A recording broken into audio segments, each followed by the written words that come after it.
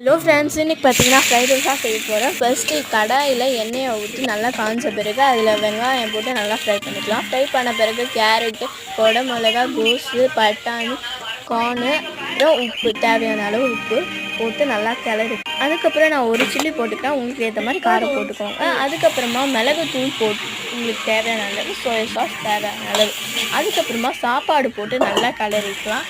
நல்லா மிக்ஸ் பண்ண பிறகு சாப்பிட்டு பார்த்து செம்ம டேஸ்ட்டாக இருந்துச்சு. சாப்பிட்டேன். அதுக்கப்புறமா ரைஸில் சாஸ் ஊற்றி சாப்பிட்டேன். இன்னும் சூப்பராக இருந்துச்சு.